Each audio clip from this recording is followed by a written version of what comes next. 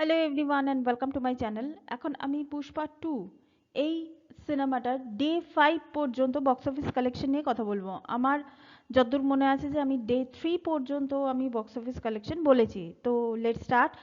Day 1-এ আমি আরেকবার day 1 থেকেই শুরু করছি। ডে 1-এ 164 ক্রোর, ডে 2-তে 98 ক্রোর, ডে 3-তে 119 ক্রোর, ডে 4-এ 141 ক্রোর, ডে 5 মানে লাস্ট মানডে পর্যন্ত 64 ক্রোর।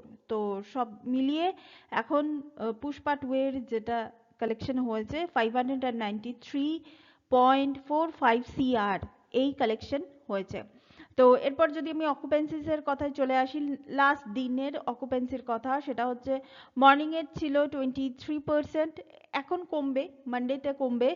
আফটারনুনে ছিল 39%, ইভিনিংয়ে ছিল 51% এবং নাইটে ছিল 53%। আর এখানে যে যে শহরগুলোর ক্ষেত্রে অকুপেন্সি মানে যেগুলো হোল্ড করে রাখছে, যেমন সাউথের ক্ষেত্রে হায়দ্রাবাদ 60%, ওয়ারাঙ্গল 60% এবং মেহবুবনগর 86%, এগুলো হোল্ড করে রাখছে। কলকাতা কিন্তু কম্পারেটিভলি কমে গেছে, অনেকটা কমে গেছে, 37% হয়ে গেছে কলকাতার ক্ষেত্রে।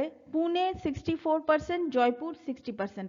পুনে আর জয়পুর এরা নিজেদের জায়গাটাকে হোল্ড করে রেখে দিয়েছে। এরপর যদি আমি যে বিষয়টা নিয়ে কথা বলবো সেটা হচ্ছে স্টেট ওয়াইজ আজকে পুষ্পা 2 এর মানে পারফরমেন্সটা কেমন। আমি কিন্তু পুরো 5 দিনের পারফরমেন্স আমি একসঙ্গে বলছি।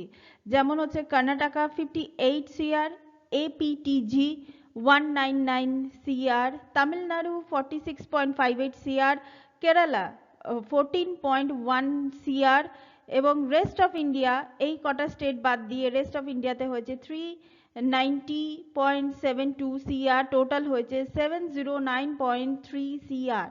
তো এটা হচ্ছে টোটাল কালেকশন। তো পুষ্পা যেভাবে এগোচ্ছে আজকেরটা জানাটা দরকার যে 64 থেকে ডে 5 এর থেকে ডে 6, ডে 7 এইগুলো কিরকম ভাবে হোল্ড বজায় রাখে। আবার মনে হচ্ছে শুক্রবার মানে এই শুক্রবার না হলেও শনি রবিবার আবার মনে হয় এটা আবার একটা জাম্প নেবে পুষ্পার ক্ষেত্রে। পুষ্পা 2 এর ক্ষেত্রে যে ধরনের আমরা মানে অবস্থা আমরা দেখতে পাচ্ছি, কিছু কিছু জায়গায় কিন্তু পুষ্পা 2 এর ভারতবর্ষে কিছু কিছু জায়গায়, একটা দুটো জায়গা আছে পুষ্পা 2 ফ্লপই হবে বলতে গেলে, যে যে টাকাটা ওঠার কথা সে টাকাটা উঠবে না।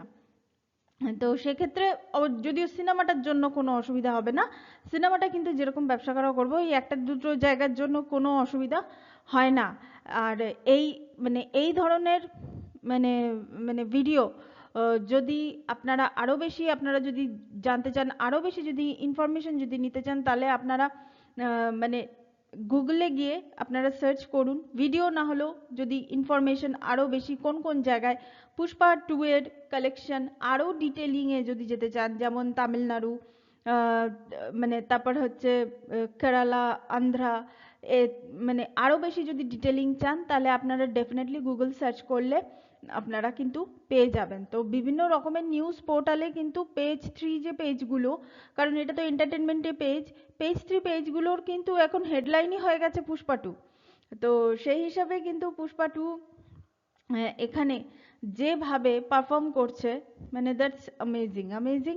এর রেকর্ড কোথায় গিয়ে থামবে কেউ জানে না, এর রেকর্ড।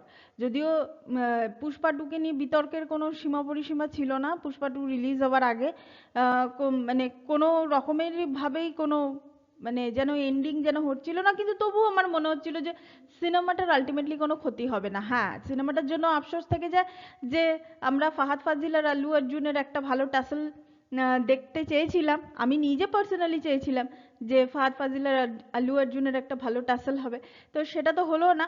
উপরন্তু এটা একটা ফ্যামিলি, দিনের শেষে এটা একটা ফ্যামিলি ড্রামা হয়ে গেল এবং আল্লু অর্জুন আর শ্রীবল্লীর মানে পুষ্পারাজ আর শ্রীবল্লীর যে প্রেমটা, স্বামী স্ত্রী প্রেমটা, সেটাই লোকের সামনে, সেটাই বেশি করে চলে এলো। তো আলটিমেটলি যাই হোক, এরকম গল্প তো যে সিনেমাটা এত রেকর্ড ব্রেকিং কালেকশন করছে, তো সেটাই ভালো জিনিস। আর এই প্রসঙ্গ টেনে আর একটা কথা বলতে চাই, যে যেটা আমি বোধহয় রিভিউ দেওয়ার সময় বলেছিলাম, যে ফাহাদ ফাজিলকে মনে হয়, ফাহাদ ফাজিল যে ধরনের অভিনেতা, সেই ধরনের অভিনেতাকে আমার মনে হয় আরেকটু বেছে, আরেকটু বুঝে, এক্সপিরিয়েন্স তো তার আমার থেকে অনেক বেশি। আমি এটা বলার আমার কোনো অধিকারের মধ্যে পড়ে না যে তার কোন কাজটা করা উচিত কোন কাজটা করা উচিত না। কিন্তু কেন জানি না আমার প্রথম থেকেই মনে হচ্ছিল এখানে ফাহাদ ফাজিলের মতো চরিত্রটা আন্ডার ইউটিলাইজড হবে। আমি কিন্তু এটা ভাবিনি যে শ্রীবল্লীর চরিত্রটা হাইলাইটেড হবে, সেটা কিন্তু আমি ভাবিনি কখনো। কিন্তু এখানে শ্রীবল্লীর চরিত্রটাকে বেশি হাইলাইটেড করা হয়েছে। সবসময় যে তাকে দেখিয়েছে তা না, কিন্তু খুব ইম্পর্টেন্ট সিনগুলোতে তাকে দেখিয়েছে। তো ইম্পর্টেন্ট সিনগুলোতে তাকে দেখানোর জন্যই হচ্ছে কিন্তু শ্রীবল্লীর চরিত্রটা বেশি হাইলাইটেড হয়ে গেছে। এবার মানে আমি এটা ভাবিনি, কিন্তু আমি এটাও ভাবিনি যে ফাহাদ ফাজিলের চরিত্রটা ওইভাবে শেষ হয়ে যাবে। আমার কেন জানি না মনে হচ্ছে পার্ট 3-তে কিন্তু ফাহাদ ফাজিল থাকতে পারে। কারণ মানে যেভাবে আগুন লাগানো হলো আর যেভাবে সিনেমার শেষটা করা হলো, আমার কিন্তু মনে হয় না যে ফাহাদ ফাজিল মানে এমনিতেই ওখান থেকে মানে চট করে এই প্রজেক্ট থেকে বেরিয়ে আসতে পারবে। আমার মনে হচ্ছে যে পার্ট 3-তেও কিন্তু ফাহাদ ফাজিল থাকলেও কিন্তু থাকতে পারে, বা একটা কোনো হিন্ট কিন্তু থাকতে পারে। এবার আমার প্রেডিকশন অত আমার ভালো নয়, বা আমি প্রেডিকশন করি না। ভালো মন্দটা তো সেটা তো পরের কথা, পার্ট 3 কখন আসবে তার কোনো ঠিকই নেই। তো সেই হিসেবে আমার মনে হলো যে দুম করে কি ওই চরিত্রটাকে ফাহাদ ফাজিলের মতো চরিত্রটাকে ওইভাবে কি শেষ করে দেবে, মানে এরকম একটা ক্লোজার টেনে দেওয়া হবে? I don't think so.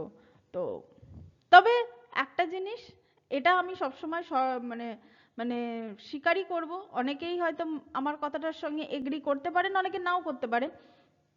যে এগ্রি না করতে পারেন তার কারণ হচ্ছে একজন অভিনেতা সে সব রকমের চরিত্র করার জন্য সে সাবলীল হবে। হ্যাঁ, ডেফিনেটলি তিনি সব রকমের চরিত্র করার জন্যই সাবলীল, কিন্তু তা বলে যা খুশি নয়, এটাই হচ্ছে ব্যাপার। আর যেহেতু ফাহাদ ফাজিলকে আমার এখনকার মানে কি বলবো, অভিনেতা হিসেবে, স্টার নয় অভিনেতা হিসেবে এখনকার জেনারেশনের মধ্যে আমার খুব মানে খুব এগিয়ে থাকা একজন অভিনেতা আমার মনে হয়। এবং আমি আরো আরেকটা জিনিস যে লোকে এগ্রি করবে এই কারণেই সে এগ্রি করবে, একজন অভিনেতা, সে অভিনেতা খুব বুঝে শুনে মানে কাজ করাটা খুব দরকার। 10 মিনিটের চরিত্র থাকবে কিন্তু ভালো চরিত্র হবে, এটাই হচ্ছে ব্যাপার। তো এটাই ছিল আমার video. Thank you so much, that's all. Please keep watching and please subscribe my channel. Till then, good by.